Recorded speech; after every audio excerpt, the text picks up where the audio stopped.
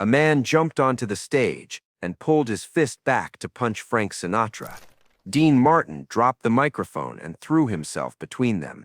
A second man leaped up onto the platform. The orchestra cut off mid-note, and 400 people rose to their feet as three men started throwing punches before anyone understood what was happening. Wait, because what Dean did in the next 40 seconds didn't just save Frank, it ignited the most chaotic brawl ever seen on a Vegas stage that night, and nobody understood why Dean was so furious until much later. The Sands showroom was packed that night. In March 1964, every table full, cigarette smoke curling up toward the chandeliers. Dean Martin stood center stage in his tuxedo, one hand loosely holding the microphone, the other gesturing as he traded jokes with Frank Sinatra. The orchestra sat behind them, instruments gleaming under stage lights, waiting for the next cue. Frank laughed at something Dean said, that sharp bark everyone recognized, and the crowd laughed with him because that's what you did when the Rat Pack was on stage. You laughed, you drank, you felt like you were part of something that would never end. Dean's eyes swept the front rows as he started into the second verse of Ain't That a Kick in the Head, and that's when he saw them. Table 7, right side. Two men in dark suits, both staring at Frank with the kind of focus that had nothing to do with entertainment. The man on the left was older, maybe 50, with graying hair slicked back and a jaw carved from granite. The man on the right was younger, mid-30s, tie loosened, collar damp with sweat. They weren't sitting together, but they were close enough that Dean could tell they knew each other. Or more accurately, they knew of each other. Frank didn't notice. He was turned toward the orchestra, snapping his fingers to the beat, grinning at the trumpet player, who just nailed a tricky run. Dean kept singing, but his shoulders tightened under his jacket, his free hand drifting down to his side instead of gesturing. Something was wrong. He knew it the way you know when a room's air pressure drops right before a storm hits. Look, if you've ever been on stage, you know your attention splits in ways that don't make sense to anyone watching. Half of you is performing, hitting notes, remembering lyrics, smiling at the right moments. The other half is scanning, always scanning, looking for the one person who's going to rush the stage or throw something or collapse. Dean had been doing this long enough that the scanning part happened without thinking, like breathing. And right now, every instinct screamed that table 7 was about to explode. The younger man stood up, not fast, not in a way that would draw immediate security attention, but deliberate, purposeful. He pushed his chair back with his calf, and it scraped just loud enough that people at nearby tables glanced over. Dean's voice didn't waver, but his eyes locked onto the man's hands. They were balled into fists now, knuckles white, and the man took one step toward the stage, then another. Frank still hadn't noticed. He was looking at Dean, waiting for his cue to jump back in, completely unaware that someone was walking toward him with murder in his eyes. The security guard near the left side started moving, but he was too far back, blocked by two cocktail waitresses carrying martini trays. Dean saw all of this in 3 seconds. 3 seconds where the man from table 7 closed the distance, where his right hand grabbed the platform edge, where he pulled himself up in one smooth motion that told Dean this guy had done something physical for a living. Boxer, maybe, or military. Dean stopped singing. The microphone dropped from his hand and hit the stage floor with a dull thud the orchestra swallowed. Frank's head turned toward Dean, eyebrows raised, mouth opening to ask what the hell was going on, and that's when the man's boot hit the stage, and he lunged forward with his fist already cocked back. Dean moved without thinking. He stepped between Frank and the fist, got his left arm up to block, and felt the impact travel all the way up to his shoulder.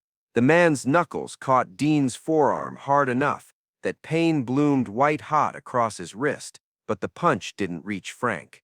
The orchestra cut off mid-measure. 400 people stood up at once, chairs scraping, women gasping, men shouting, and in the middle of it all, Dean Martin and this furious stranger were locked together. Dean's hand clamped around the man's wrist, the man's other hand reaching for Dean's collar. Frank stumbled backward, finally understanding, his face shifting from confused to shocked to angry in a heartbeat. But before he could move, before security could close the distance, the older man from table 7 stood up. He didn't run, he walked, steady, calm, like he was heading to the bar. He reached the stage, gripped the edge with both hands, and hauled himself up with surprising strength. Dean saw him coming and knew with sick certainty that this wasn't just one drunk taking a swing at Frank. This was planned. This was something that had been building for a long time, and tonight it had finally cracked open. Wait, because you need to understand something about Dean Martin that most people didn't see behind the smooth persona. He was protective. Fiercely, almost violently protective of the people he cared about, and Frank Sinatra topped that very short list. So when the older man stepped onto the stage, and Dean saw his hand move toward his jacket pocket, something shifted in Dean's expression. The easy smile was gone. The relaxed shoulders were gone. What was left was something cold and hard, and absolutely done. The younger man twisted in Dean's grip and threw a wild left hook that Dean ducked under, feeling the air move above his head. The older man pulled something from his jacket, and Dean's heart stopped for half a second before he realized it wasn't a gun. It was a folded piece of paper, but the man's other hand was balled into a fist, and he was moving toward Frank with the kind of focus that said he didn't care about Dean at all. Frank was the target. Frank had always been the target. Notice that paper, because whatever was written on those yellowed pages had driven 2 men to storm a stage in front of 400 witnesses, and Dean was about to learn that sometimes the most dangerous weapons don't fire bullets. Dean let go of the younger man and shoved him hard, sending him stumbling back toward the stage edge. Then he turned and threw himself at the older man, catching him around the waist and driving him sideways. They hit the floor together, Dean's shoulder slamming into polished wood, the older man's elbow cracking against a monitor speaker. The paper fell from his hand and skittered across the stage, and Dean saw Frank's name written across the top in heavy black ink before the younger man kicked it away. Security finally reached the stage. 3 guards in dark suits, moving fast, shouting for everyone to stay back. One grabbed the younger man, who was trying to get back to his feet, and yanked him toward the steps. Another moved toward Dean and the older man, but Dean was already rolling off, getting his hands under him, pushing himself up. His tuxedo jacket was torn at the shoulder. His bow tie had come loose, and there was a thin line of blood running from a split in his bottom lip where something had caught him. The older man lay on his back, breathing hard, staring up at the stage lights with an expression Dean couldn't quite read. Fury, yes, but also something else, something that looked almost like resignation, like he'd known this would end badly, but he'd done it anyway. Dean stood over him, fists still clenched, and for a long moment neither of them moved. The crowd was a wall of noise now, shouting and pushing, trying to see what happened, security fighting to keep them back. Frank stood frozen at the back of the stage, his face pale under the lights, one hand pressed flat against his chest like he was trying to keep his heart from jumping out. The security guards hauled the younger man off the stage, his feet dragging, his face twisted with rage as he shouted something at Frank that got lost in the noise. The older man let himself be pulled to his feet, didn't resist, just kept staring at Frank with those cold eyes. A 4th security guard appeared and started ushering Frank toward the backstage door, but Frank shook him off and walked over to Dean instead. He put one hand on Dean's shoulder and leaned in close, mouth near Dean's ear. "You okay?" Frank's voice was tight, controlled, but Dean could hear the tremor underneath. "Yeah. You?" "Yeah." Frank squeezed Dean's shoulder once, hard, then let go. "What the hell was that?" Dean shook his head. "Don't know yet." The house lights came up, harsh and bright. and the crowd started to settle as the Sands manager took the stage with a microphone, his voice booming out reassurances that everything was under control. Please return to your seats. Dean bent down and picked up the piece of paper that had fallen from the older man's jacket. It was a contract, old and yellowed, dated 1957. Frank's signature was at the bottom, along with another name Dean didn't recognize. Dean folded it and slipped it into his jacket pocket before anyone else could see it. Frank was being led backstage now, security around him like a wall, and Dean followed. His wrist was throbbing where he'd blocked the punch, and his shoulder felt like he'd been hit with a baseball bat, but he was upright and moving. The backstage hallway was quieter, insulated from the chaos in the showroom, and Dean could hear his own breathing hard and fast as the adrenaline started to fade. They put Frank in his dressing room and posted 2 guards outside the door. Dean was about to follow when the Sands head of security, a man named Vincent, with a scarred jaw and eyes that had seen too much, pulled him aside. We got both of them in the holding room, Vincent said quietly. Police are on their way. Should be here in 30 minutes, maybe 40. What do they want? Younger one won't talk. Older one says Frank owes him money from a deal that went bad 7 years ago. Says Frank cut him out of a contract and cost him his business. Vincent glanced toward Frank's dressing room. Dean felt something twist in his chest. He tried to punch Frank on stage in front of 400 people because of a contract dispute. People do crazy things when they're desperate. Vincent paused. Or when they're angry enough. Remember that paper Dean picked up, because the story written on those yellowed pages was about to crack open something Frank had spent 7 years pretending didn't exist. But first, Dean needed to understand exactly what Frank had done to make a man angry enough to risk everything just to be heard. Dean pushed open Frank's dressing room door without knocking. Frank was sitting on the leather couch, tie off, collar open, a glass of whiskey in his hand that he wasn't drinking. He looked up when Dean entered, and for a moment neither of them spoke. Then Frank set the glass down and ran both hands through his hair. Vincent said they'll be here in 30 minutes, Dean said, settling into the chair across from Frank. Plenty of time for you to tell me what's really going on. Frank's eyes flicked to Dean's jacket pocket, where the contract was folded. You got it? Dean pulled it out and tossed it onto the couch. Frank picked it up, unfolded it slowly, like he was afraid of what he'd find. His face went pale as he read. The document was a partnership agreement for a nightclub venture. Frank's name prominently displayed as primary investor. Below his signature was another name, Gerald Mackenzie, and below that, a third signature. The younger man's last name was Mackenzie, too. Gerald Mackenzie, Frank read aloud. Jesus, I do remember now. He was opening a club in Chicago back in '57, needed investors. I put in 50 grand, was supposed to get 30%. Then my manager pulled me out 2 months before opening. Said the deal was bad. We'd lose everything. Did you? Did I what? Lose everything? Frank's jaw tightened. No.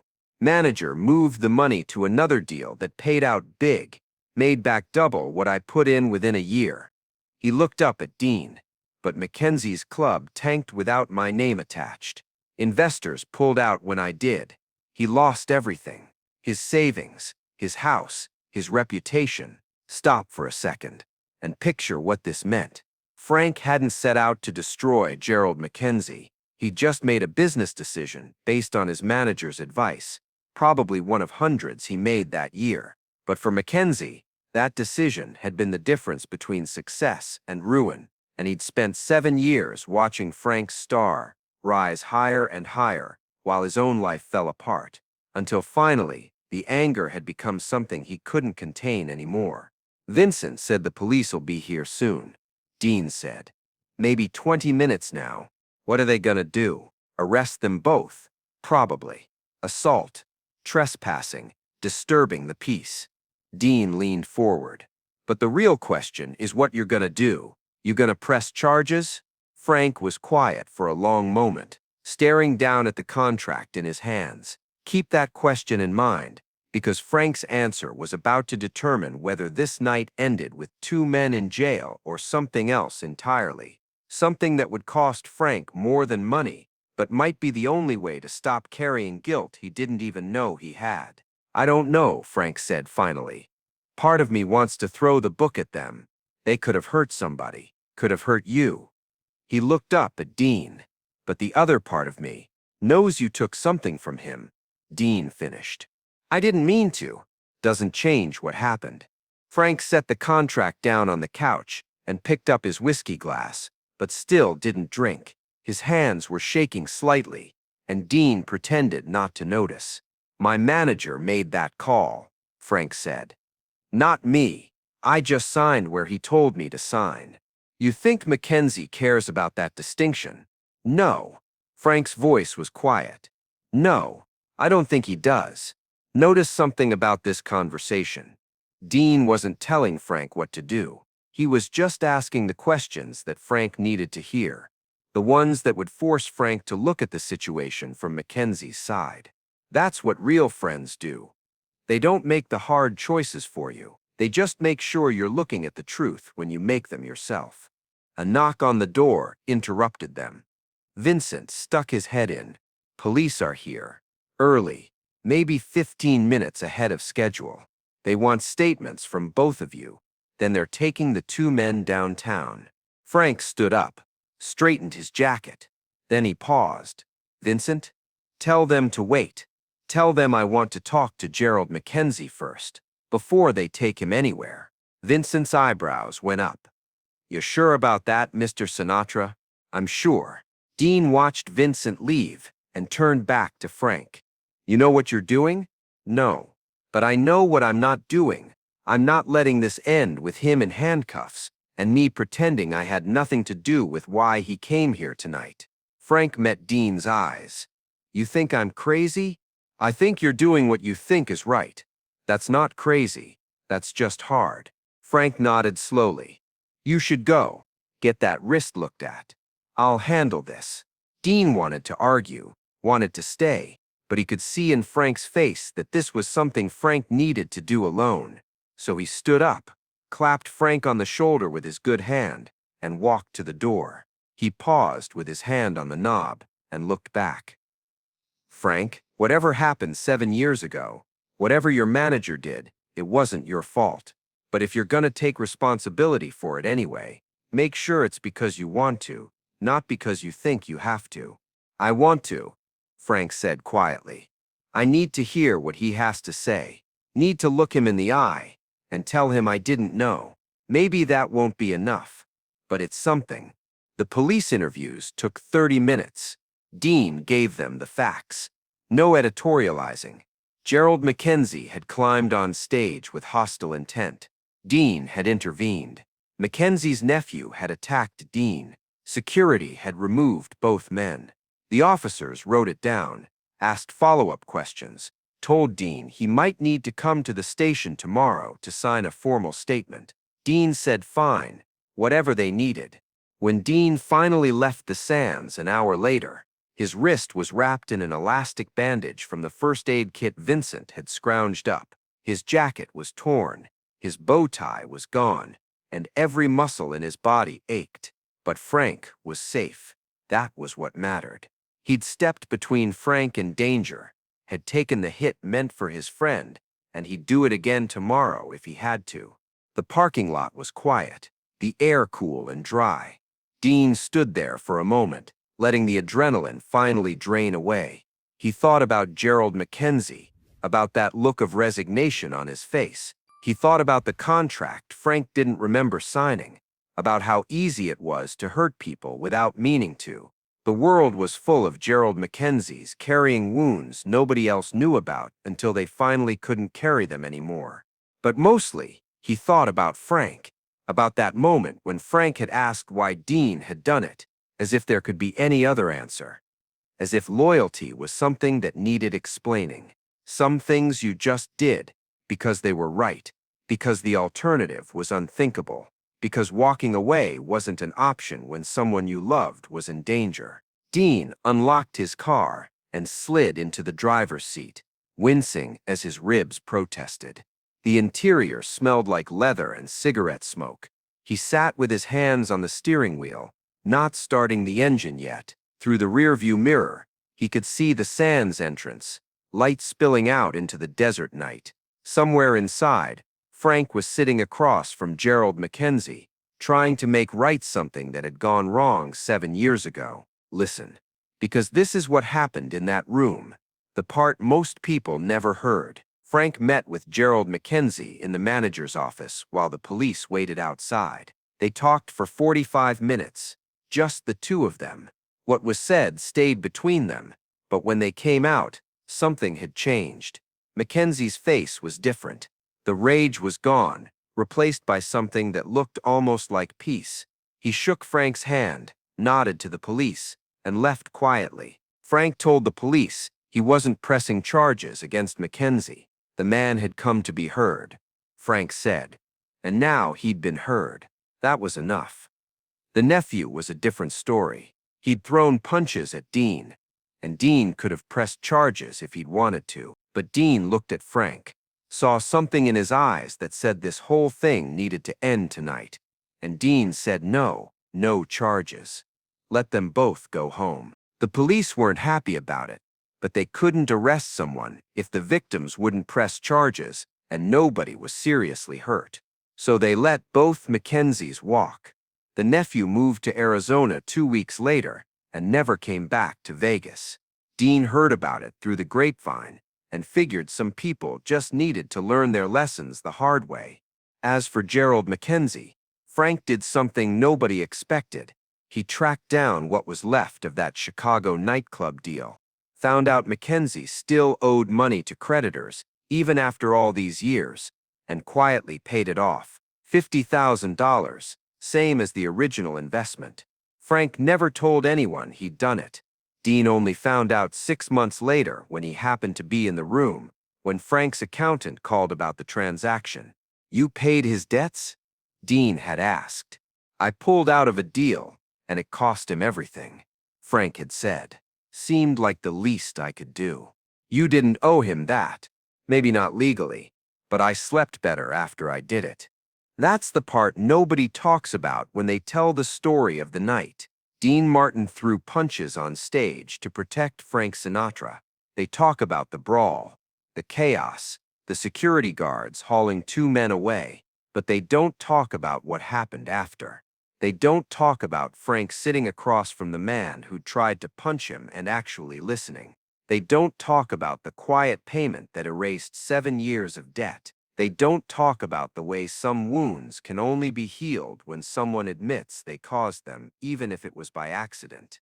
Dean's wrist healed in 3 weeks. The bruises faded. The torn tuxedo got replaced.